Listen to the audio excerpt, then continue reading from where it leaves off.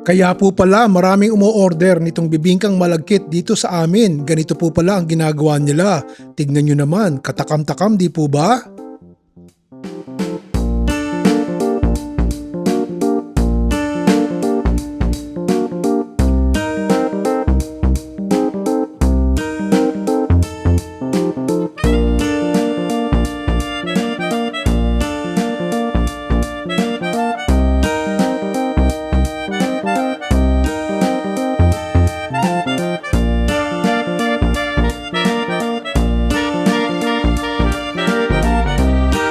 Importante po na ibabad nyo muna sa tubig ang inyong malagkit, ang inyong glutinous rice. Ito po'y binabad ko ng 4 na oras. 2 measuring cups po ito ng malagkit at lalagyan po natin ng 2 tasa pa ng tubig. Isusunod po natin ang 2 measuring cups ng coconut milk o gata. O pakukuluan po natin yan at pag kumukulo na, i-adjust po natin yung apoy to medium heat. Diretso lang po ang paghahalo for about 15 minutes hanggang sa lumapot na po yung ating malagkit. And then, idadagdag na po natin ang 1.5 cups ng brown sugar. Kung kayo po yung nag-i-enjoy sa mga ipinopost ko at hindi pa po kayo nakakapag-subscribe, mag-subscribe na po kayo sa aking YouTube channel. Maraming salamat po. Tuloy-tuloy pa rin po ang paghahalo natin habang lumalapot at nagiging brown na po yung ating malagkit. Tsaka po natin dadagdagan ng vanilla flavor. Ito po ay 1 tablespoon ng vanilla extract. Lalagyan din po natin yan ng konting asin para medyo may konting lasa. Ang asin po kasi pampalasa din. Diretso po ang paghahalo natin. Napapansin nyo ba? Medyo nagre-resist na po yung aking sandok sa paghahalo dahil malapot na po siya o malagkit. At kung susundan nyo po eksakto ang aking recipe, ang measurement at saka po ang mga ingredients na inalo ko, this will take you about 15 to 20 minutes hanggang sa maging super sticky na po siya.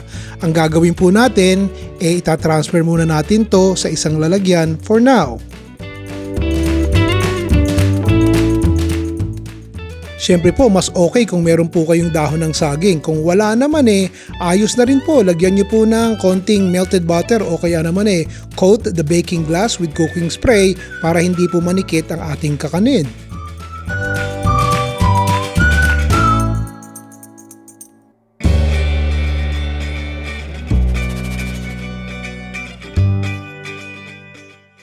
Sa puntong ito, luto na po ang ating malagkit. Ilalagay muna natin din at gagawin natin ipa-flat natin yung ibabaw at gagawa naman tayo ng toppings.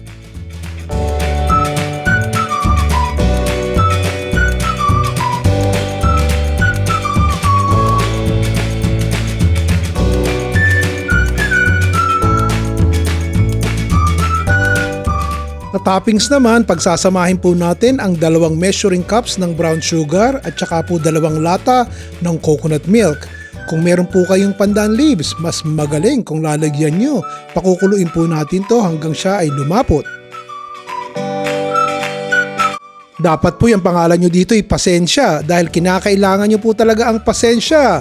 It will take you about 30 minutes para po ito'y kumulo, lumapot, kahalo nyo.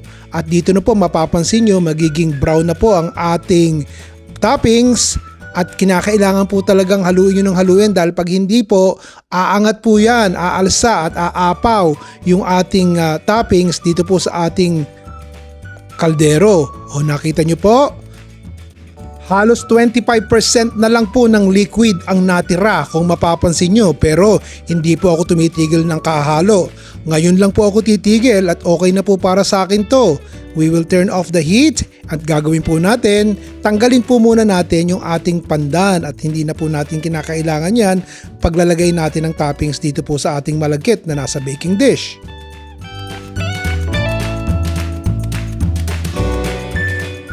Katulad po ng sinabi ko kanina, kung susundan niyo po talaga ang exact measurement nitong aking ginagawa ganito po ang kalalabasan ng inyong kakanin pag ginaya nyo. Yung pong ating toppings tamang-tama lang dito po sa ating gagawing kakanin. Tignan nyo po, gumagamit po ako ng spatula para i-flatten po yung taas dahil ang gagawin po natin ibapasok natin yan sa oven. Preheated na po ang oven to 450 degrees Fahrenheit or 232 degrees centigrade. Ibe-bake po natin to between 15 to 10 minutes hanggang sa yung taas po ay maging bubbly brown at ang sugar naman po ay caramelized na. Pwede nyo pong i-broil on high for 5 minutes kung ayaw nyong i-bake. Basta importante po yung oven rack has to be at least 10 inches away from the top. Siyempre po, palalamigin nyo muna bago nyo po siya i-slice. Kayo na po ang bahalang dumiskarte kung gaano kalaki. Ito po malaki ang ating i-slice ngayon dahil gusto ko pang ipakita sa inyo kung papaano nila ginagawa. Kaya po marami palang umu-order nito dito sa lugar ko dahil ganito po ang style ng paggawa nila. Alam nyo po, you can prepare the malagkit ahead of time tapos i-boil nyo na lang po pag ready nyo na kayong i-bake. Mag-leave po kayo ng comment sa baba, babasahin ko po yan. Pakibanggit po kung anong ulam o kakanin ang gusto nyong lutuin ko sa susunod at yun po ang gagawin natin. Sana po nag-enjoy kayo dito sa ating kakanin.